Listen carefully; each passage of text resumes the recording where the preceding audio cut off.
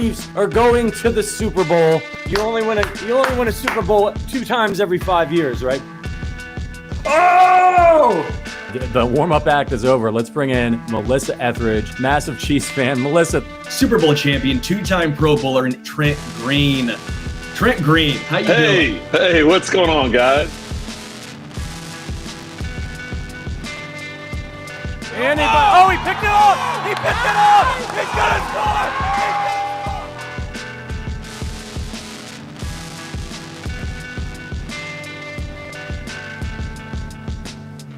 We'll see you next week, but until then, as always, go Chiefs. Welcome into the Arrowhead Addict Tuesday edition. Sterling Holmes, Josh Brisco. What the hell? I've been better. This sucks. It's been a while since we've had to do this. It's been a while. We've never done this with Patrick Mahomes. Yeah, it's been so long. I guess the only thing we had close to this was the Christmas Day game when they went 11-6 and won the Super Bowl. Yeah. You're saying there's a chance? Was it over when the Germans bombed Pearl Harbor? That's pretty embarrassing, Sterling. That's actually not what happened. Animal House. Learn about it. Read about it. Okay. Yeah. Okay. I read a book. Yeah. Read a book. This is a bummer, man. We're going to talk about so much stuff today. We'll try and give you some reasons for optimism, but end of the day, the Chiefs look like they are not going to the playoffs. The Eagles decided to collapse yet again. They're also struggling this year. Not quite as bad, but still not good. And the Chargers, with the plethora of injuries they have on their offensive line, have found a way to be 9-4. It's the NFL. Injuries happen. And the Chargers have found a way to not just stay afloat, but look, for the most part, pretty darn good. Where do the Chiefs go from here? What do they focus on? Because we've not had, I know people say tank. No, you're not tanking. This Chiefs team is still too good to tank. Like, you think they're going to tank worse than the Raiders or Titans? That's really the thing, right? Yeah, I mean, I could play quarterback, and I think I might have a chance. So you're not tanking. I don't think you're sitting Patrick Mahomes. You try and find some of the young, more no Williams, but you start trying to find, where is this team heading? Who is a piece you bring back for the next iteration of the Mahomes dynastic run? Because in New England, there were so many different iterations, right? There were so many different eras, if you will. Well, this Chiefs era is going to have to change and start fresh, start over. So who is part of that? Is Trent McDuffie? Is Jalen Watson? Is Trey Smith a trade candidate? Like you now have to try and find which iteration, what era can you go on and move forward from, because clearly this team just isn't good enough. Yeah, and I think in the short term, right, which again, I think we're going to probably have a mix of short-term and long-term topics today, given the nature of where we're at. But in the short term, I'm not telling you that they're going to make the playoffs, okay? Please hear me say this factually. They still have playoff opportunities. There is still, literally speaking, a path to the 7 seed. They would need a bunch of help. They would need to win their next 4 games. Do I think they're going to get that help? No, not necessarily. Do I think they're going to win their next 4 games? No, not necessarily. But literally speaking, they have a chance. So they are going to continue to try. They were going to try to beat the Chargers, just like they tried to beat the Texans and the Cowboys and the other losses this season. You can decide for yourself as a fan, do you want them to win those games against the Chargers and Broncos and try to keep a little bit of hope alive? Or do you want the draft positioning? That's up to you. I can say with a bit of confidence, and I don't have a earpiece in the meeting rooms, but I could say with quite a bit of confidence, the Chiefs are going to prepare to win this football game on Sunday against the Chargers. There's no other way to take it in the immediate.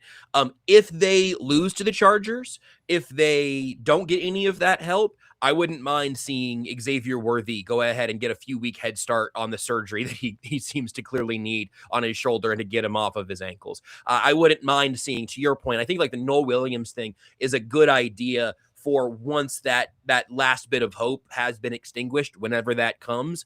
I'm not sure that we're going to see that if that mathematical elimination doesn't come sooner rather than later, though. In a must-win game, the Chiefs played more Mike Edwards than Jaden Hicks by a pretty wide margin, almost triple the snaps for Mike Edwards in that game.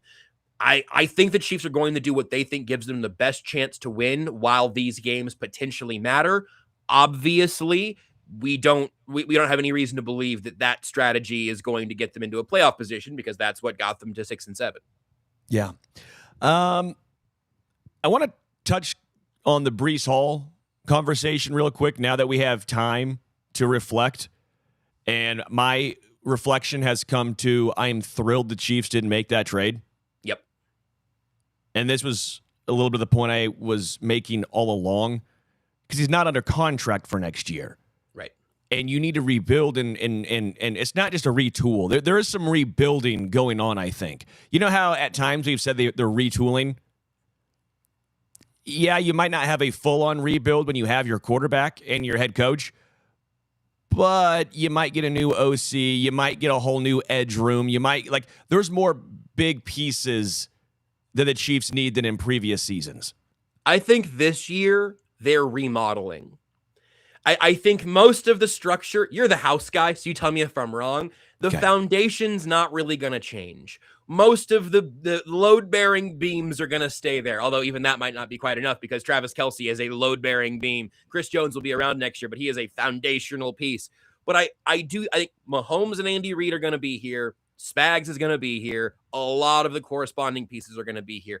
Remodeling does not mean you have to tear it down to the foundation, but they're going to be, to your point, there are going to be some rooms that look entirely different next year. That's my offering here of the middle ground between a retool and a rebuild. Yeah, no, fair. And I think that's the correct way of going about this. But again, Breece Hall, I don't believe would have won the Chiefs any extra games from that trade. I don't think there's a game where you go, well, if they had Breece Hall, they win this one. He's not worth 10 points. He's not worth all that. And then you have to turn around and decide, are you going to pay him? You need that third-round draft pick. I firmly look back now and say they made the right move. Veach made the right move. This team isn't good enough, and Breece Hall wasn't making them go from 6-7 to 12-5. They would have had to win out, right? That wasn't going to be the case of Breece Hall. So now you do look towards the draft. Now you look towards who do you want to keep. And I do think the conversation of McDuffie is the most fascinating one. You see what Sauce Gardner got. I don't think he's getting that return, but can you get you're getting a first. I think you're getting a first for sure. One first. Sauce Gardner brought back 2 firsts. I think you're probably getting, a first and a third for McDuffie? A realistic? That seems realistic to me. Mm-hmm. I think you do it. I think you have to do it. Because we saw when he went out in this game, which again, not totally fair to him, he got beat the first play, gets injured, sucks, feel for him. But once the pass rush got going, it didn't matter if it was Noah Williams, Jalen Watson, whoever was back there, because the pass rush was so good. That's crazy about this past game. The pass rush looked really solid. The best they've looked all year. Best Chris Jones has looked all year. And a bad offensive line. That still counts. They've gone up against some bad offensive lines and not looked that good, to be clear, but just to note it. True. So for me, I'm sitting here just going, okay, you now see what matters for this team. Pressure matters more than the corner. So you trade and get the draft capital, frees up what would be a $30 million-ish a year contract that McDuffie's going to get on the open market. And that's $30 million, in my opinion, you should spend on the defensive line. Because Amenahu is not it. Okay? Derek Nottie, Jerry Tillery, Mike Pennell, Mike Dana, they're not it. They're not getting what you need. Karl Loftus is on this team. You're not trading him. That's the value, by the way, of a edge rusher of his caliber in today's NFL. That's the $20 million a year. That's what you get. I know some people are mad at the contract. That is the whole point of what a $20 million edge rusher gets and why it's so important for them to hit on the draft on these guys. It's why Gelati becomes more important. It's why FAU was a disaster. Because you see what $20 million gets you. I mean, the elite guys get 39, 40 million, right? The elite guys. So 10 million gets you Mike Dana. 10 million gets you Mike Dana. So you're going to have to start hitting in the draft on those guys, which then comes to the more philosophical question here, Brisco. What do the Chiefs do when it comes to drafting defensive line guys? Because these are all Spags guys.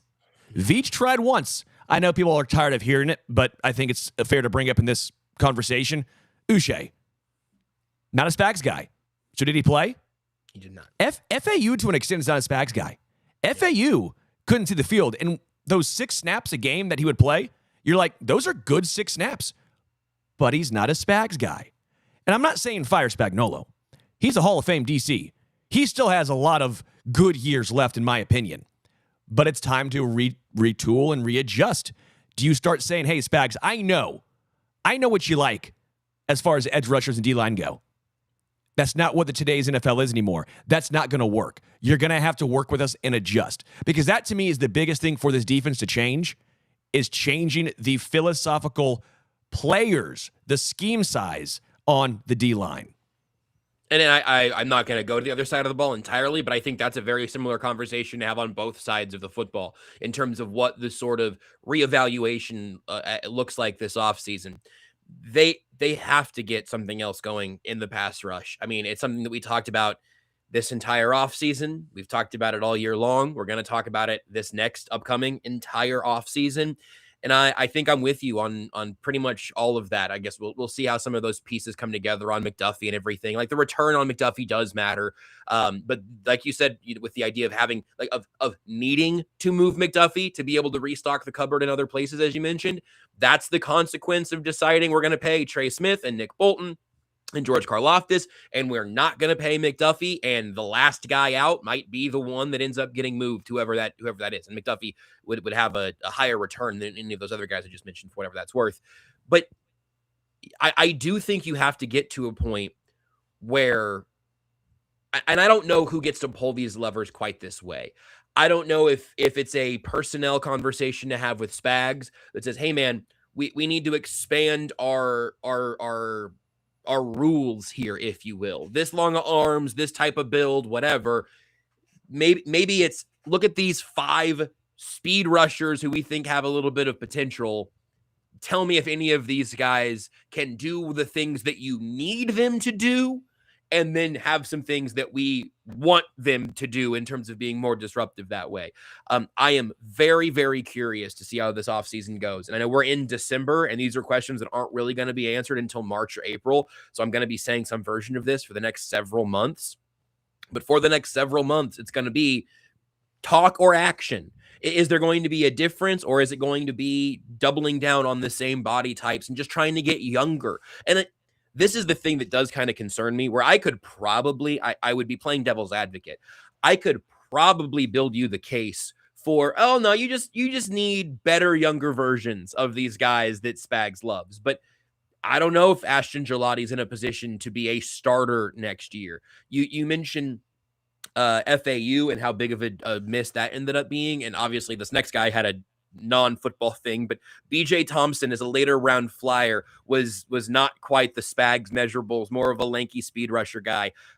Joshua Kando was again, these are later flyers, but also maybe a little bit outside of that mold. It also can't just be that. It can't just be, okay, we'll take a developmental edge in the 5th, and we'll have them step in behind Karlaftis and Gelati.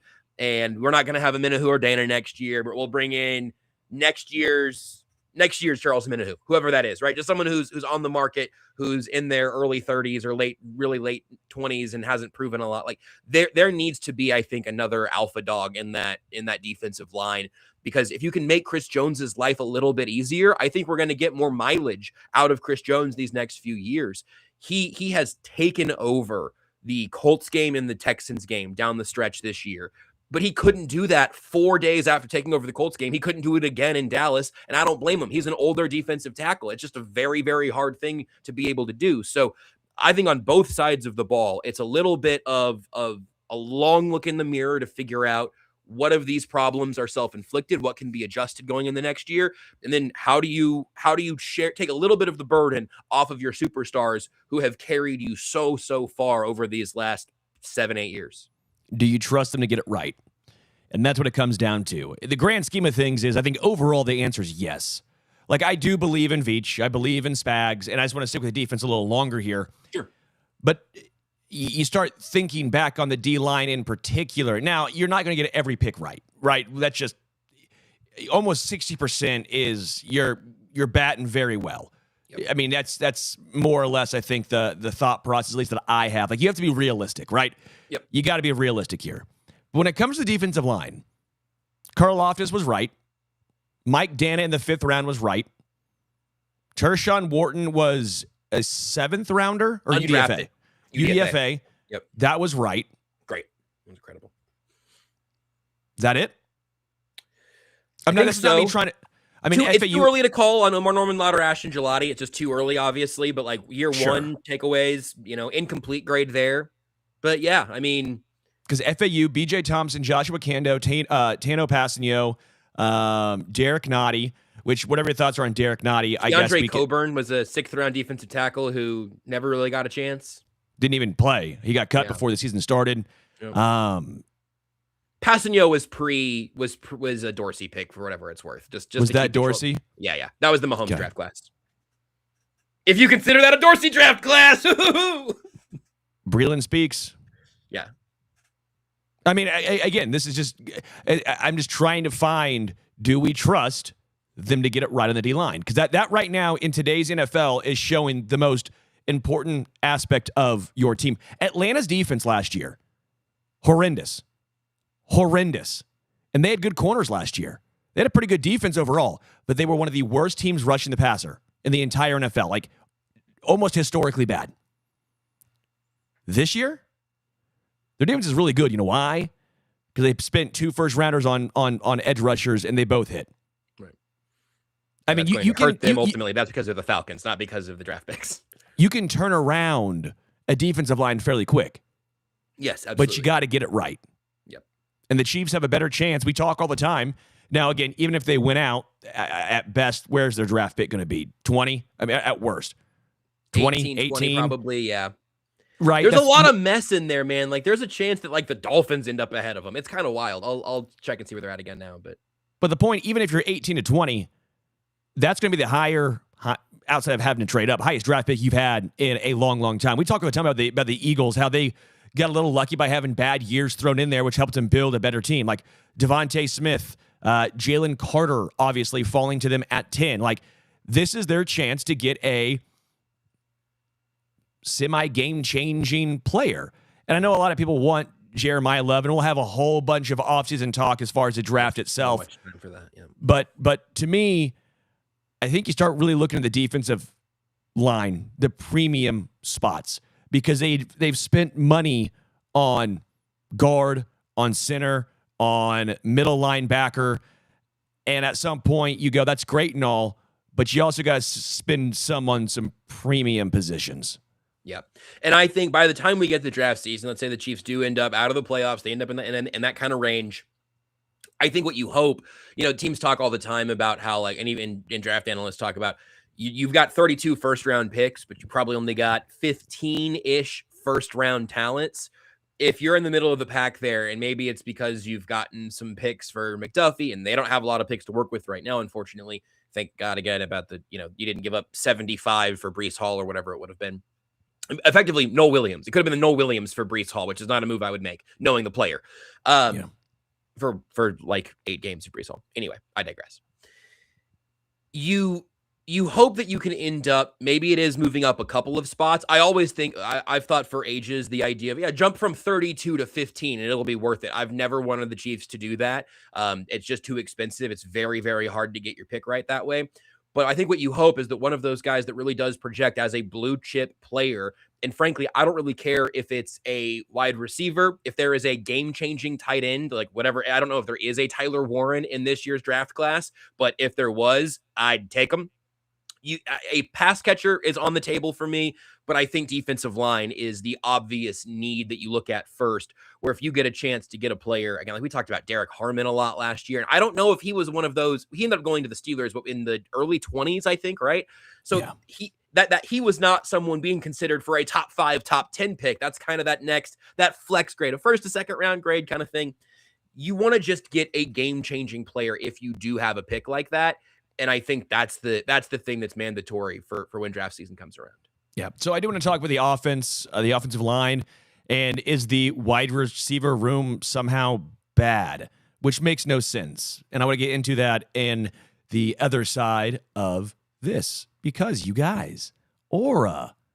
Yeah, not just me and who I am, not just my aura. You've got to glow to yourself. Yeah, AURA, aura. So aura is really, really, really cool. What is the best way to spread holiday cheer? Gift an aura frame and keep family near. Okay, so what is so cool about aura, and I have an aura frame. I actually have 2 aura frames. My parents have aura frames. My grandparents have aura frames. My 90-year-old grandpa, who somehow will butt dial people. How? How do you butt dial people in 2025? Phones don't even work like that anymore, and he somehow still does. He knows how to make an aura frame work. He showed me. My 90-year-old grandpa showed me. That's how easy they are and how, frankly, badass and cool they are. All generations from, I don't know, ages 12 to 90, apparently, they can use it and they can have fun with it. All you do is you download pictures, and you can even, before for the holidays, right? You could preload photos onto the aura frame and gift that, and everyone is going to love it. Your significant other, your family, your parents, your kids. And it just scrolls through all these photos. And for me, I love it when I go upstairs. I'll see photos I've never seen before. It's like me with Steven Tyler as a kid. I've seen some of my dad and my grandparents, and my grandparents when they're like 18 years old getting married. And you're like, that's so cool. I've never seen that photo. And you get a chance to sit there and then you go, hey, Mom, what about this or this and that and the other thing? Like, aura frame is one of the coolest inventions in the 21st century. And that's not me trying to be super hyperbolic. I believe it. It's really cool. Like, it makes me almost tear up sometimes when you see these old photos. So, aura frame, give a gift that you and your family will love. Super easy. Gift box included. Every frame comes packaged in a premium gift box with no price tag. Unlimited free photos and videos. All you have to do is download the Aura app and connect to Wi-Fi, and you can preload photos before it ships. So for a limited time, save on the perfect gift by visiting auraframes.com to get $35 off Aura's best-selling Carver matte frames, named number 1 by Wirecutter by using promo code Arrowhead at checkout. That's auraframes.com, promo code Arrowhead. This deal is exclusive to listeners, and frames sell out fast, so order yours now to get it in time for the holidays. Support the show by mentioning us at checkout. Terms and conditions apply. You said you and Steven Tyler as a kid? I was a think kid. He's older than you. I was a child. Steven Tyler's not a child. Oh, okay. That makes more sense. It's a cool picture, though. It's a really fun picture. Yeah. You and little Steven Tyler. I like it that way. I'm that old. Benjamin Button. Yeah, you've been aging in reverse. It's a good skincare routine that I have. All right. Offense. Now, is this wide receiver room bad? Is it bad? Maybe. Because I don't know how the Chiefs receiving room got here. Rashee Rice looked like a back-end wide receiver 1. Xavier Worthy showed so many glimpses at the tail end of last year, culminating in the Super Bowl, which had us all salivating for what he might do with a full offseason and full season with Patrick. I know the injury happened, but still the point remains. He doesn't look like he's grown, or they also don't use him in the correct way. Tyquan Thornton has blossomed into a usable deep ball threat, but what does that mean when your quarterback isn't great throwing the deep ball? Juju is Juju. Fine. Hollywood, he's been a guy who I've told folks to pump the brakes on ever since he got to Kansas City. And he's been a wide receiver 3-ish type of player when healthy. But when you look at the draft capital and the money spent, how have expectations and even glimpses gone so far awry from the actuality of the production conversation? It's hard not to think back to the way that they talked about this receiving group before the year when Matt Nagy and St. Joe was talking about how it's the best group of receivers they've had top to bottom ever. And I think Andy was on that track too. Look, I don't feel great doing the like assistant coach, like torches and pitchforks thing, not just because you're like talking about someone's job or whatever, but because we genuinely don't know exactly what the power structure is.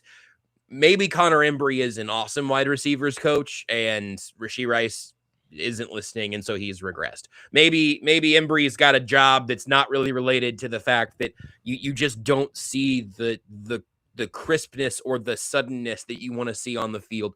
Maybe it is schematic in the way that they're being asked to run just some like often kind of baffling route combinations depending in certain high leverage circumstances.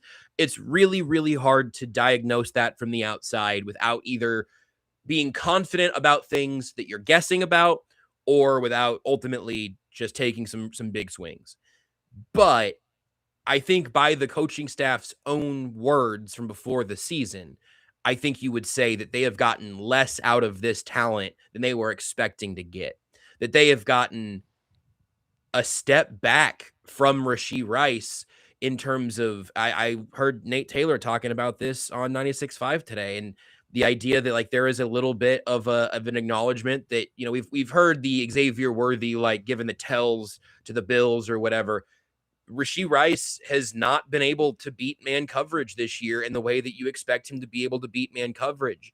He has had drops in key moments. Obviously, Travis Kelce is both the number one wide receiver and not a wide receiver, so he's always kind of in these conversations and kind of not.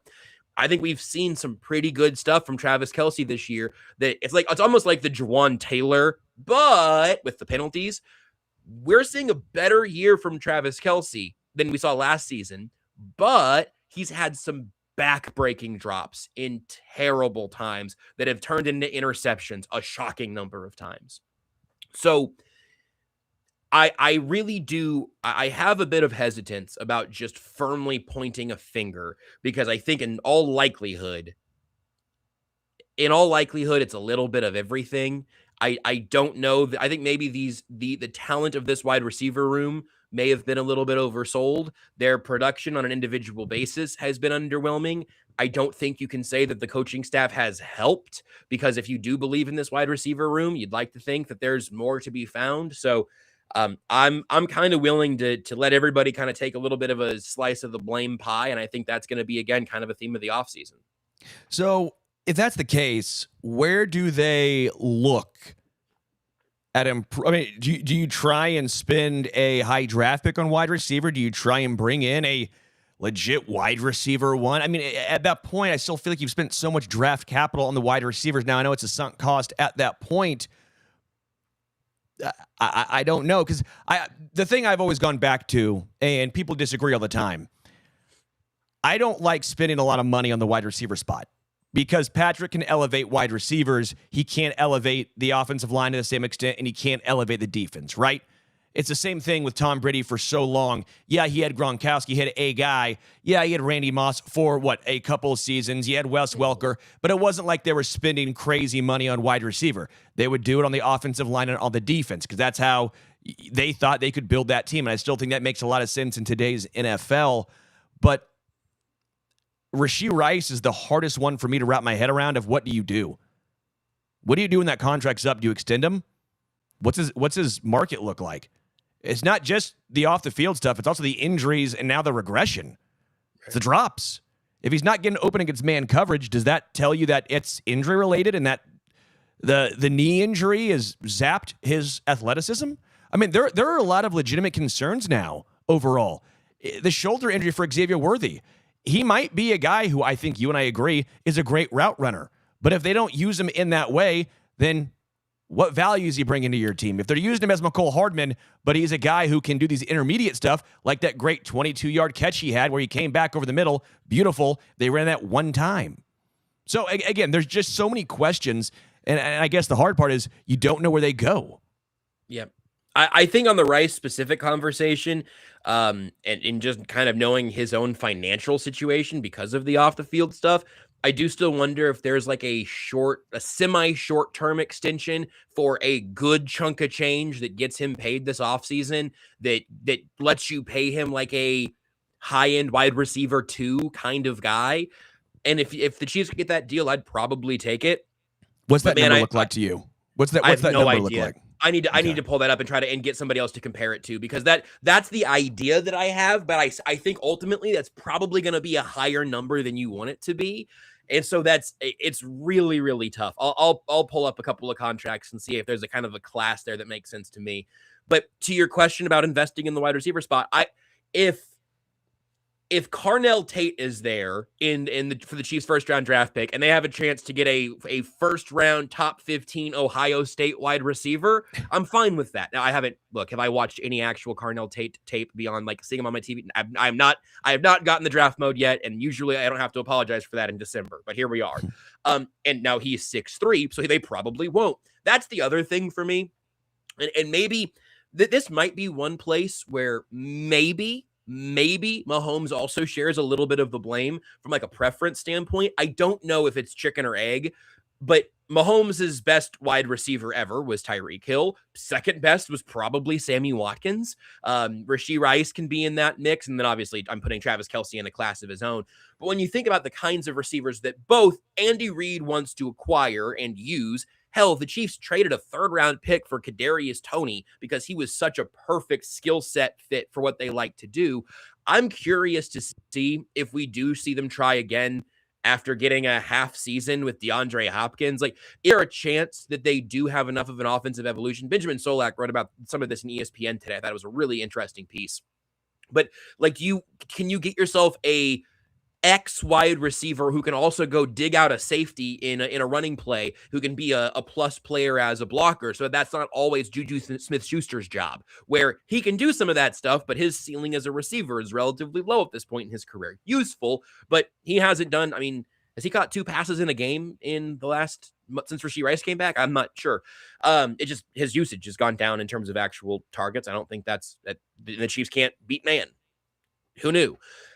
So I would not be afraid of a legitimate investment in the wide receiver position. The other thing that just kind of dawned on me as we're talking about this, to the earlier topic of like anyone else you'd like to see a little bit more from, I'm not worried about Jalen Royals. I'm not panicky. I do think the depth in the wide receiver room is basically letting him treat this as a redshirt season. And then next year, when there is almost certainly pretty significant turnover in the wide receiver room, then maybe you're penciling him into a spot. But that doesn't happen very often, where a guy just like sits for an entire year and then gets penciled into a real rotation. So I'll be curious to see if he gets a little bit of field time later on in the year. I mean, any time in these remaining 4 games, because I would like to see just a little bit of a spark there to see, okay, do they really believe in his skill set, but he just is going to master the offense and then come in as a master of the offense next year? I don't know.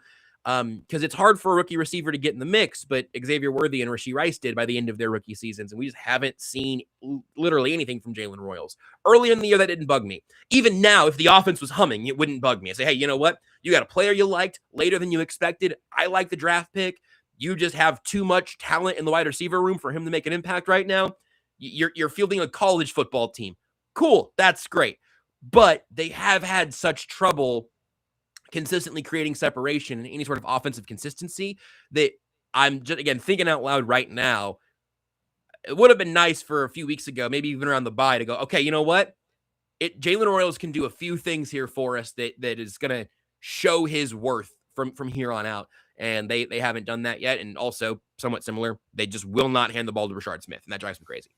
So I'm with you. I think the Royals conversation was a little ridiculous earlier in the year.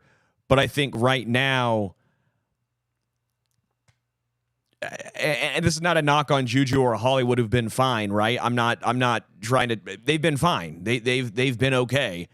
But they're not in your future plans. Don't you want to now see? And maybe we will see that as the playoff hopes obviously dwindle. Again, not officially eliminated yet, but this is week 17. The Chiefs are out of the playoffs for sure, and they're still playing Juju and Hollywood over Royals. Then I'm going to have a lot of questions, concerns, and bewilderment, I think, might be the way of going about that. Because, I think at some point you need to see who he is. You need to see what he provides and what he brings. And we talked about the defensive line being a situation where you might have to say, hey, we have to go for an entirely different type of player than we're used to. I think wide receiver, you might have to start looking at, hey, we need to start going after guys that are totally different than Andy Reid is used to. Stop with the quick, small, shifty guy. I know you want the Jeremy Macklins and the Tyreek Hills, but those are the couple. Have two. But those are also the outliers. Just not six. Now we're talking outliers, and you keep saying, well, they can beat man, but they can't. And that's the issue. So, correct. That's the thing. And look, I mean, that's the double-edged sword of this that is pretty frustrating, because I want to play process more than results. But when the results aren't going your way, you start reevaluating the process. And I think what we've actually seen right now is that some of these issues in the offense have been here for 2 or 3 years, and the winning has covered that up. And look, man, I'm not saying that like I'm surprised to learn it now. We were talking about these issues this time last year.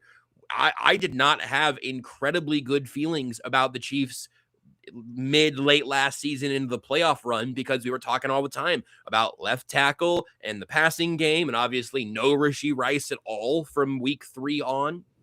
So we've been here, and I like to think the Chiefs know where their danger zones are at, like the places where you know what, if we're 1 or 2 injuries away, this is the thing that could kind of unravel. But like, and again, this is a little bit of an unfair comp maybe, but like, the Miami Dolphins have kind of stabilized their offense. Mike McDaniel has kind of stabilized their offense after losing Tyreek Hill, firing their general manager, and announcing that the head coach was going to finish the season. Not exactly a real vote of confidence, but he stuck around.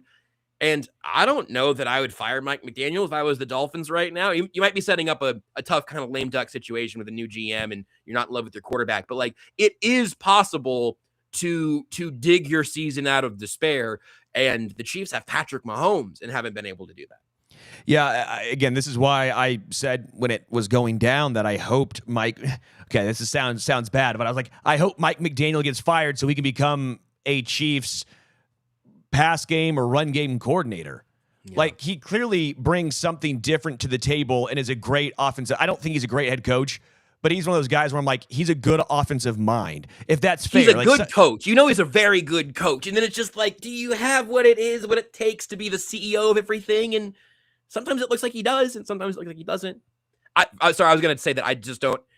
I think if he does get fired, I think he's an offensive coordinator somewhere in the NFC. Like, that's just my instinct. Is he'll do that. He'll be a head coach again in 2 years. And I right now I'm putting some chips on Mike Kafka for a reunion, but it's hard for me to envision a real shakeup. And I think Kafka would matter. I think that would be a slight difference maker, because he has gotten some outside impact and has learned from Brian Daboll and has seen offense from a different perspective. But I don't know about an outside voice. Yeah, this is kind of my concern, dude, if you will, is I do think Mike Kafka is a smart offensive mind. I think he's a smart guy. I think you're right. He could bring something in. But the whole point of that is then you were literally bringing back another guy in the Andy Reid tree. And I personally agree with what you're saying. And this is why I think it's so hard, is this is what they do. Yeah. They bring back the band. I'm almost surprised that we've not seen Doug Peterson come back at some point to KC. Like, this is what they do. And when you do that, I'm not saying it's bad. I'm not saying that it's not a good thing to bring back guys that have been successful in the past, but then you never challenge yourself and you're stuck in the same ideas. And then I do think, fair or not, would you agree with this? Do you think Matt Nagy at all feels like he might owe a little something to Andy Reid? Like, hear me out. Being under Andy Reid as the OC got him a job in Chicago as a head coach. Mm-hmm. He gets fired. Who picks him back up? Andy Reid. How many other teams were knocking on the door for Matt Nagy as their coordinator? It's a good question. How many decent teams? Yeah, I don't know. So do you think this is me speaking out loud? I don't know for sure, but like, wouldn't you feel like, okay, I might feel a little indebted to this guy. I might feel like, I might have a disagreement, but I'm not. I think almost every coach that goes under Andy Reid back to Philadelphia would almost tell you that. Like, I think we have heard coaches talk about in however many ways, either from like a mentorship perspective or kind of what you're getting at, I think, like the soft place to land after getting ousted somewhere else. I mean, I don't think that's irresponsible. Again, I think you're kind of getting at there's a negative side to that, but I think Yes. I think a almost everybody who has been around Andy Reid for more than a year has some sort of like, I mean this part positively, but feels indebted to Andy Reid for what he has done for them in their careers and the doors he's opened and all of that. I understand what you're getting at, and I'll let you kind of take it the rest of the way, but I do think that's, you hear it, the tree here. I'm going to say something poetic. Okay. I'm going to say something poetic. The branches of the tree are indebted to the trunk. Andy Reid is the trunk of this coaching tree. Isn't that beautiful? Just thought of that. Is that a haiku? No, but it was a limerick? It was definitely a short poem. I like. I'm gonna write that down. Yeah, I like that. I'm gonna steal it and tweet it and say me. That's me. That's fine. I think people will be confused enough that you can have it. But when you have, and I'm not saying it's not a good quality to have in life, but when the guys keep coming back, and if you're not going to challenge the guy that brings you back, well, then you're stuck doing the exact same thing over and over and over and over again.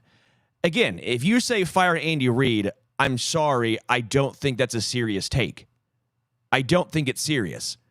But if he does this again next year, then hey, we can maybe start having some conversations, right? I think people are jumping to the end of the Philly era right now because we knew how that ends. We know how it ends. And oh, by the way, he never won a Super Bowl, let alone 3.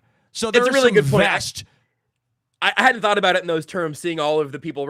That was your poetry of the day. You are rushing you're rushing. Oh, this is how I know how it ended in Philadelphia. It's like, yeah, what were the previous 4 years in Philadelphia like? What were the previous 3 years? Did they go to the Super Bowl every year before then? Or was it falling apart? It was falling apart? Okay. And look, again, Patrick Mahomes is indebted to Andy Reid, but they can still be, at this point, hopefully roughly peers in terms of like how they take this offense the way that they do.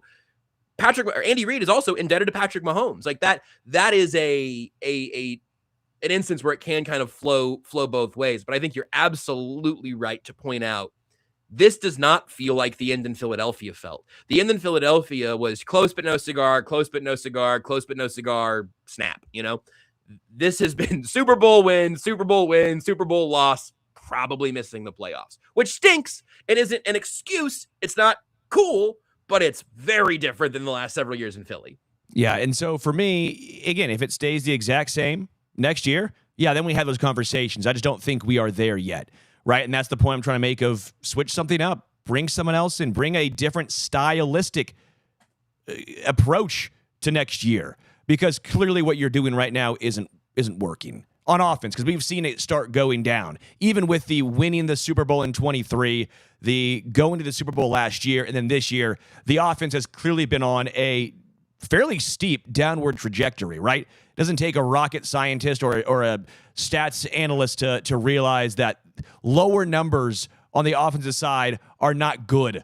That is bad. And so switch it up before it gets even worse. So that's a little bit where I'm at. Again, there has to be nuance in this entire conversation.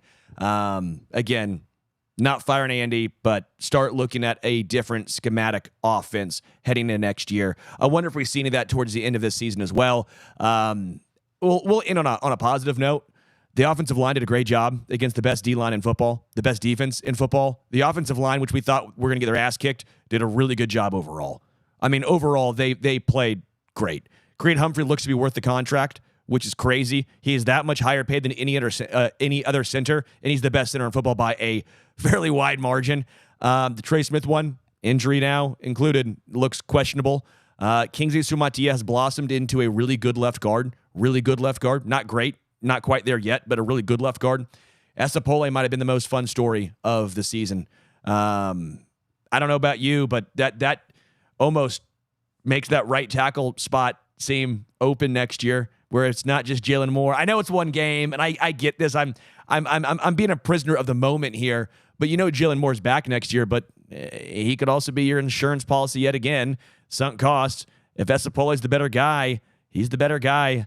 Josh Simmons looks good when healthy, and we know there's injury concerns with him, not just this year, but dating back to college. So having a 3 good tackle, situation is pretty paramount. But yeah, I know I'm probably too over optimistic on Esa Pole, but I was before he even played a game in KC. So I'm basically using this to fit my narrative. I think that's fair. I think you should. Man, I'm glad the Jets cut him, because the Chiefs had him in camp and thought, I don't know. I don't think we have a spot. And got him back, and he looks really good. I do think, look, your first game with literally no tape and no real reason to prepare for you as the third tackle, that's a relatively good situation. Now, going up against the Houston Texans pass rush is a terrible situation for your NFL debut. So I think Pole deserves a ton of credit. I think highlighting Kingsley and Creed is absolutely the right thing to do. I'm glad that those were the 3 guys you spotlighted for your take that the offensive line had a good day. I think those 3 guys had a good day, and that's the majority of your offensive line. And you said you wanted to end on a positive note, so that's all I have to say. So, yeah, that's it. That's all the positives I have on offense. No penalties on special teams. I think that was good. Butker, is that true? What the hell, man? Dude, like plastic. highest paid kicker in football, and yeah. Yep. Okay. Well, this was the Arrowhead Addict podcast. We'd like if you would give us a 5-star review. That would be very helpful. That really would, especially on Apple, because I can see those. I like those. I like when you guys leave nice things. It makes me feel good about myself. And it's Christmas time. Come on, it's a holiday season. Leave something nice for us. I don't need a gift. You don't have to spend any money. Just leave a nice word. It could even be something nice about Brisco, about how his beard looks really nice and he has great sweaters. Huh? Oh, could be you. something as nice as that. So again, we really appreciate it. Make sure you guys also check out arrowheadaddict.com. Matt Connor is doing great work over there on the website, arrowheadaddict.com. Appreciate you guys all hanging out. We'll have fun. I know this season is dark, dim, and we are in duress, but we're there with you every step of the way. So until next time, we are out.